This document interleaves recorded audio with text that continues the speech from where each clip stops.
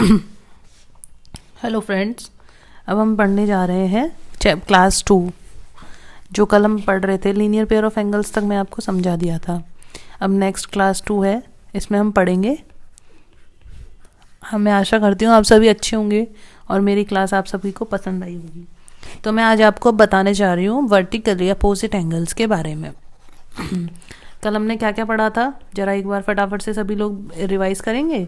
Adjacent angles पढ़े थे, ठीक है, और क्या पढ़ा था, कॉम्प्लीमेंट्री एंगल्स पढ़े थे, और सप्लीमेंट्री एंगल्स पढ़े थे, और लीनियर पेयर ऑफ एंगल्स पढ़े थे, ठीक है। अब नेक्स्ट टाइप है वर्टिकली अपोजिट एंगल्स। अच्छा, अब आपके दिमाग में कुछ ऐसी चीज़ आ रही है जो ऐसे बनी हुई होती है, या आ रही है दिमाग में? मेरे दिमाग में तो आ रही है सीजर्स। सीजर्स का शेप कैसा होता है? कुछ ऐसा। ये बन गई कैंची, इसके बीच में और इसके बीच में एंगल बन रहा है, तो बस यही एंगल होते हैं वर्टिकल अपोजिट। अपोजिट यानी एक दूसरे की तरफ, और एंगल्स। और क्या एग्जांपल्स हो सकते हैं वर्टिकली अपोजिट? हॉस्पिटल तो सबका चक्कर लग ही गया होगा हॉस्पिटल में एक बार तो हॉस्पिटल में जो स्टिचिंग टेबल आती है, राइट, कैसी होती है वो? कुछ इस शेप की होती है, या व्हील्स लगे रहते हैं नीचे, और यहाँ उसका सामान रखा रहता है स्टिचिंग का, और ये जो भी सामान है। तो ये जो जिस एंगल पे ये रखी रहती है ट्रॉली, तो ये क्या है? ये भी वर्टिकली अपोजिट एंगल का एग्जांपल हो गया। तो हम डिफरेंट एंगल्स क्यों पढ़ रहे हैं? अब आपके दिमाग में आ रहा होगा कि ये चीज़ें जैसे सीजर्स डिज़ाइन करनी है, ये चीज़ डिज़ाइन करनी है, तो हमें एंगल्स का पता होना चाहिए, इसीलिए हम ये सारे एंगल्स पढ़ रहे हैं। ठीक है, मैं आपको एक एग्जाम्पल की एक हेल्प से समझाती हूँ। Suppose let's name the angles 1, it's 2, it's 3 and it's 4, right. Colour change कर लेते हैं, ठीक है। अब आपको अगर मैं इसको छुपा दें, अगर अपन इस वाले पोर्शन को हाइड कर देते हैं थोड़ी देर के लिए, ठीक है, तो आपको एंगल 1 और एंगल 2 दिखाई दे रहा है, दिख रहा है, दिख रहा है। अब आपको लीनियर पेयर ऑफ एंगल के डेफिनेशन पे जाओ। ये कैसी? ये कॉमन वर्टेक्स हो गया, ये कॉमन आर्म हो गई, ठीक है। कॉमन आर्म के एक साइड एंगल ये बन रहा है, एक साइड ये एंगल बन रहा है, और जो इसकी नॉन कॉमन आर्म्स है वो एक दूसरे के अपोजिट है, तो this is linear pair of angles. और लीनियर पेयर की प्रॉपर्टी हमने क्या पढ़ी थी? इन दोनों का समीशन कैसा होता है? 180 डिग्री पढ़ी थी ना, ठीक है। और क्या हो सकता है इसमें? अब अगर हम 2 और 3 को हाइड कर लें तो 1 और 4 आ जाएगा, तो angle 1 plus angle 4 is equals to 180 degree. अब आप देखो, बहुत ही इंटरेस्टिंग चीज़ आने वाली है। ये दोनों इक्वेशन को हम बराबर कर सकते हैं, कर सकते हैं, क्योंकि इधर भी 180 है, इधर भी 180 है। It's equals to angle 1 plus angle 4। तो ये और ये तो कैंसिल आउट हो गया, क्या क्या बचा अपने पास? Angle 2 is equals to angle 4, ठीक है। तो हम देखो, आप अब ये वर्टिकली अपोजिट थे, और ये भी प्रूफ हो गया कि ये बराबर होते हैं एक दूसरे के। सिमिलरली क्या आप ये क्या हम ये भी प्रूफ कर सकते हैं एंगल 1 बराबर एंगल 3? क्यों नहीं कर सकते? कर सकते हैं। देखो, एंगल 1 और एंगल 4 का सम कितना हो जाएगा? 180 डिग्री, है ना। और हमें प्रूफ क्या करना है? 1 और 3 बराबर करने, तो एंगल 3 प्लस एंगल 4 का सम भी कितना हो जाएगा? 180 डिग्री, क्योंकि लीनियर पेयर एंगल्स है। तो सिमिलरली ये और ये कैंसिल, तो angle 1 is equals to angle 3। तो हम वर्टिकली अपोजिट का क्या रिजल्ट निकाला? तो रिजल्ट ये निकाला हमने कि ये और ये क्या होते हैं? बराबर। ये हमारा रिजल्ट आ गया, ठीक है। अब हम नेक्स्ट चीज़ क्या पढ़ सकते हैं? अब मैं आपको नेक्स्ट टाइप जो चीज़ पढ़ाऊंगी वो भी बहुत इंटरेस्टिंग है, वो मैं आपको पढ़ाने जा रही हूँ ट्रांसवर्सल के बारे में।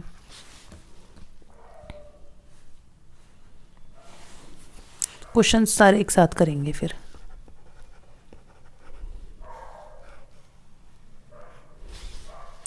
चलो करा देती हूँ एक क्वेश्चन। जैसे एक क्वेश्चन देखो, ये ड्रॉ किया डायग्राम, ये एंगल 1, ये एंगल 2 और ये एंगल 3। मैंने कहा एंगल 1 30 डिग्री है, तो अब मुझे अब 2 और 3 की वैल्यू बताओ। कैसे कैलकुलेट करोगे? सोचो कैसे प्रोसीड करोगे। कहोगे मैम हम अगर इसको हाइड कर दें तो हमें दिखाई दे रहा है कि 1 और 2 जो है लीनियर पेयर है, तो ये 30 डिग्री है, तो ये कितना हो जाएगा? लीनियर पेयर है, तो angle 1 plus angle 2 is equals to कितना हो जाएगा? 180 डिग्री। और एंगल 1 कितना दे रखा है 30 डिग्री, एंगल 2 तो हमें फाइंड करना है, तो ये कितना आ जाएगा 180 माइनस 30 कितना हो गया, तो एक क्वेश्चन का तो सॉल्यूशन आ गया। अब अगर आप एक को ऐड कर दो तो आपको 2 पता है और 3 निकालना है, और आप वैसे भी दिमाग लगाते तो ये देखो ये 2 लाइन्स हैं एक दूसरे को काटती हैं, ये एंगल कितना है 30 है, और ये इसका कैसा एंगल हुआ वर्टिकली अपोजिट एंगल, तो एंगल 1 और एंगल 3 तो वैसे भी बराबर ही हो जाएंगे, तो ये 30 डिग्री, तो ये हमारा आंसर हो गया। ये आपको समझ में आ गया होगा। अब मैं आपको ट्रांसवर्सल का मतलब बताती हूँ। अच्छा, ट्रेन पे कौन कौन गया है, सभी लोगों ने रेल से सफ़र किया होगा, मैं जहाँ तक समझती हूँ। तो ट्रेन की पटरियाँ कैसी होती हैं, ऐसी, ये भी ठीक है यहाँ तक बात, ट्रेन की पटरियाँ भी हो गई, समझ में आ गई ट्रेन की पटरी। अब ट्रेन की पटरी भी देख लिया, सब काम हो गया, ठीक है। अब ट्रेन की पटरी देख ली, तो अब ट्रेन की पटरी को इंटरसेक्ट करवा दे, जैसे किससे करवाएं, जैसे ये 2 ट्रेन की पटरी है, ये बन गया ना पूरे ट्रेन का स्ट्रक्चर।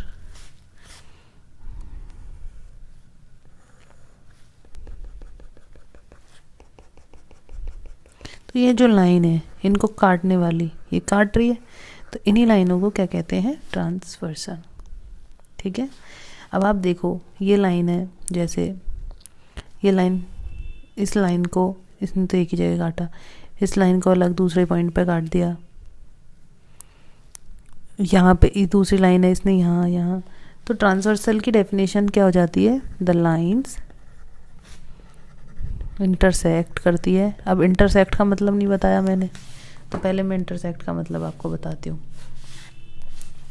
जैसे सपोज इंटरसेक्ट का मतलब क्या होता है, ये लाइन, ये है कोई वाई शेप का है ना, लाइन सेगमेंट हमने बना दिया, ठीक है। इंटरसेक्ट का मतलब होता है कि ये दोनों लाइन एक दूसरे को इंटरसेक्ट करने का मतलब है कि इनके बीच में एक पॉइंट होना चाहिए जो कॉमन होगा, और इस पॉइंट को हम क्या बोलते हैं, इज कॉल्ड पॉइंट ऑफ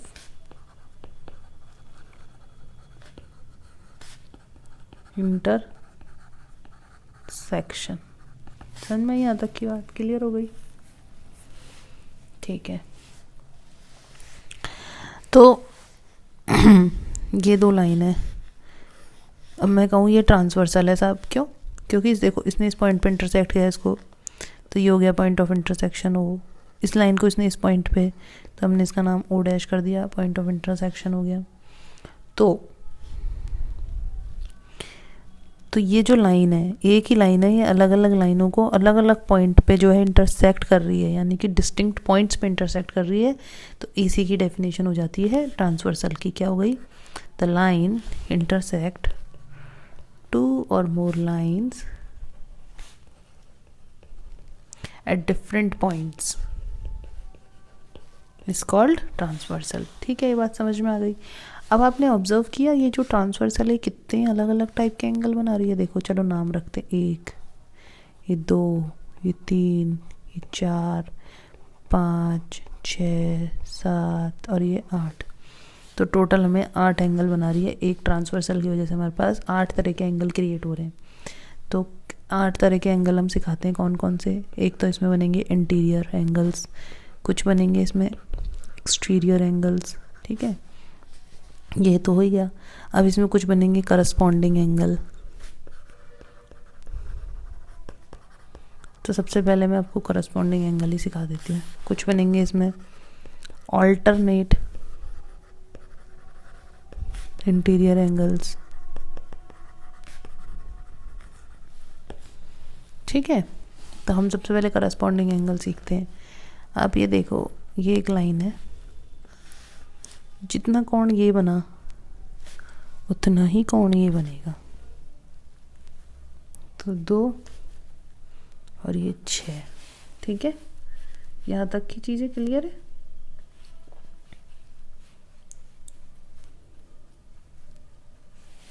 तो हम करस्पॉन्डिंग एंगल देख रहे हैं, ठीक है।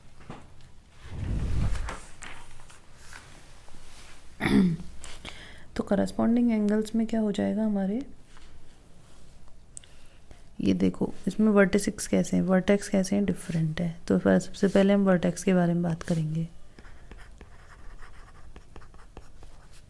कैसे हो जाएंगे, डिफरेंट।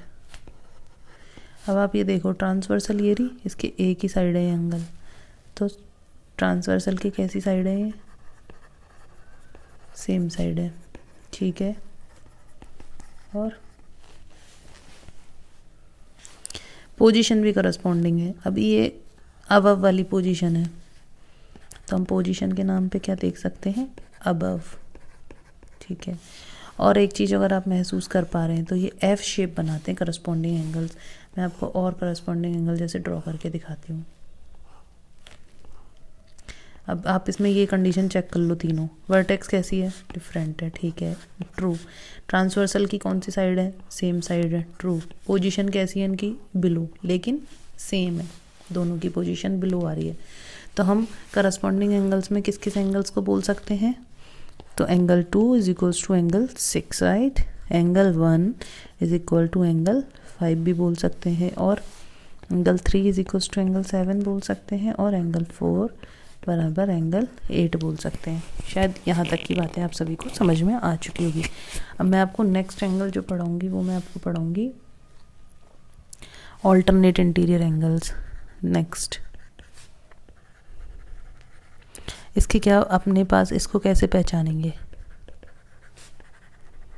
देखो इसमें हमारे पास क्या क्या होते हैं। वर्टेक्स के बारे में हम बात करेंगे, तो वर्टेक्स के लिए भी सेम बात है, वर्टेक्स क्या होगी, डिफरेंट, है ना।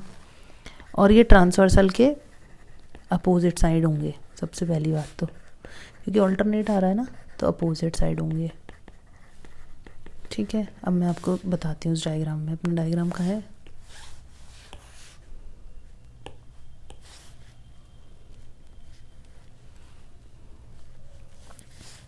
तो ये अपना डायग्राम है।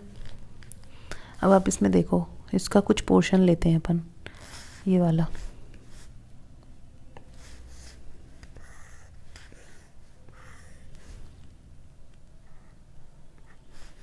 ठीक है।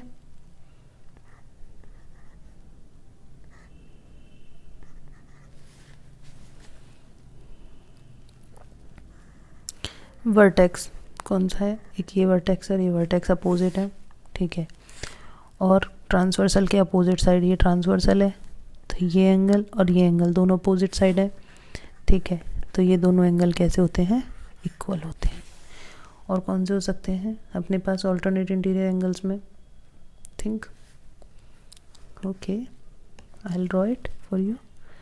ये 4 और ये इसके अपोजिट कौन सा आएगा, ये वर्टेक्स कॉमन हो गया, ठीक है। अब हम खुद बनाते हैं, ये एंगल है एक, तो इसके विपरीत कौन सा आएगा, ये वाला, और इसका क्या नाम है, 6। और अब आपको मैं एक पैटर्न ऑब्जर्व कराती हूँ, शेप बनाते हैं जेड,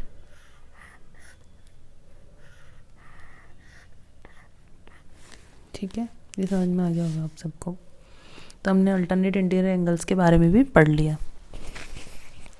अब हम कौन से एंगल्स पढ़ेंगे,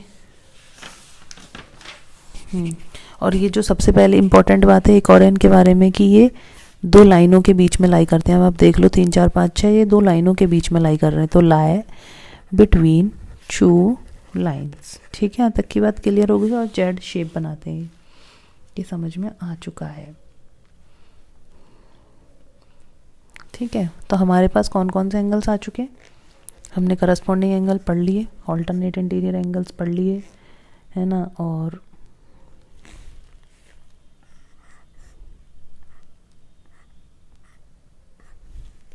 अब हम पढ़ने जाते हैं एक्सटीरियर एंगल्स के बारे में। इंटीरियर एंगल्स कौन कौन से हैं, अब इसमें इंटीरियर एंगल्स फाइंड आउट करते हैं। तो जो अंदर की तरफ बन रहे हैं, तो 3 4 5 और 6, तो इंटीरियर एंगल्स हो गए आपके ये सारे, समझ में आ गए होंगे वैसे ये ना, 5 6। और एक्सटीरियर पूछे तो 1 2 और 7 और 8, ठीक है। Pair of corresponding angles clear है। एक्सटीरियर एंगल्स की बात करें तो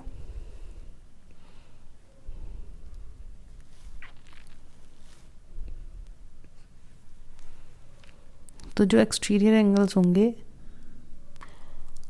वो बराबर होंगे, ठीक है।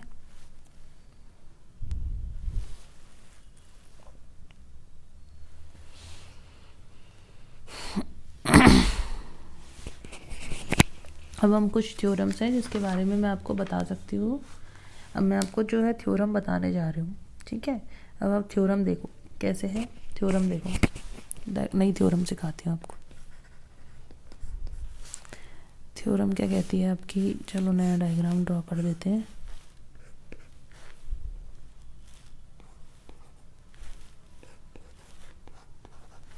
ठीक है, 5, तो ये 6, तो ये 7, तो ये 8।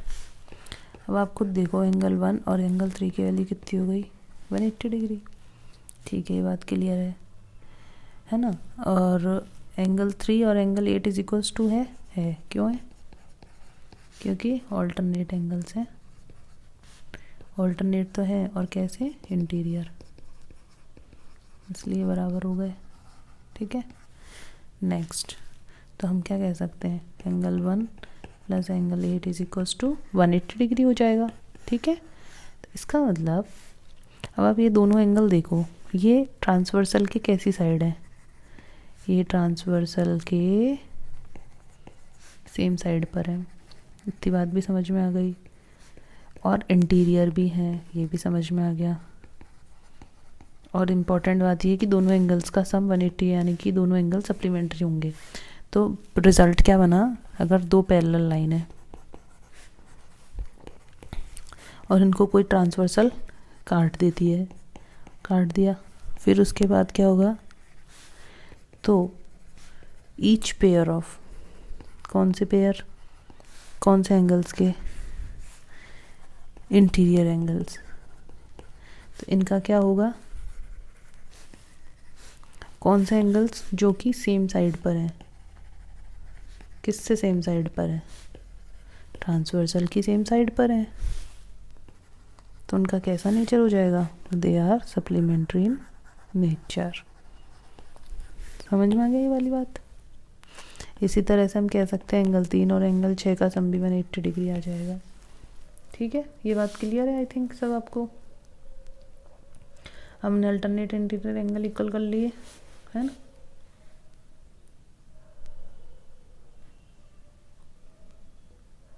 और हमने वो भी पढ़ लिया कि शेप कैसी बनाते हैं। चलो हम क्वेश्चंस करते हैं कुछ, ठीक है। तो मेरे को समझ में आ जाएगा आपको समझ में आया है या नहीं आया है। क्वेश्चंस करते हैं अब हम कुछ, मैंने आपको बता देती हूँ। ये लाइन है ए, ये लाइन है बी, पैरेलल का साइन होता है ये, ठीक है। तो गिवन है कि ए जो है वो पैरेलल है बी लाइन के, ठीक है। और ये एंगल दे रखा है आपको 55 डिग्री। और जो सी है वो ट्रांसवर्सल है, ये सी है, ये क्या है, ट्रांसवर्सल हो गई, ठीक है। अब आपको पूछा क्या है, एंगल वाई की वैल्यू निकालनी है। अब मैंने आपको क्या सिखाया था, ये ट्रांसवर्सल नहीं है, दोनों पैरेलल लाइन है, इनको एक ट्रांसवर्सल काट रही है। अगर आप दिमाग लगाओगे तो हमने अल्टरनेट इंटीरियर एंगल की क्या प्रॉपर्टी पढ़ी थी, क्या पढ़ा था बताओ। एक तो पढ़ा था ये जेड शेप फॉर्म करते हैं, ठीक है। दूसरा पॉइंट पढ़ा था कि डिफरेंट वर्टेक्स होते हैं, और वर्टेक्स डिफरेंट हो गए, और जो एंगल होते हैं वो अपोजिट साइड होते हैं ट्रांसवर्सल के, ठीक है। 1 2, और तीसरी बात क्या पढ़ी थी, दैट इज़ मोस्ट इम्पॉर्टेंट, जो मैं भी भूल चुकी हूँ। Okay, let's check it out. नहीं, हम सारी बात बता चुके हैं, हाँ। और ये दो लाइनों के बीच में लाई करता है, तो यानी कि यहाँ पे हम अल्टरनेट इंटीरियर एंगल की सारी प्रॉपर्टीज़ फिट हो रही हैं। और एक और इम्पॉर्टेंट बात, ये जेड शेप भी बना रहा है, तो angle Y is equals to 55 degree, right, ठीक है। अब हम एक और क्वेश्चन करते हैं।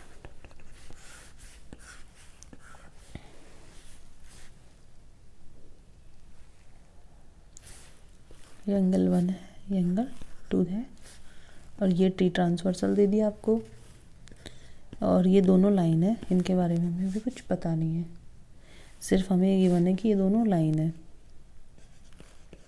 तो लाइन है और ये ट्रांसवर्सल है। तो क्या हम कुछ कह सकते हैं एंगल 1 और एंगल 2 बराबर होंगे या नहीं होंगे, क्या है क्या नहीं है इसके बारे में। हम नहीं कह सकते कुछ भी, क्यों कि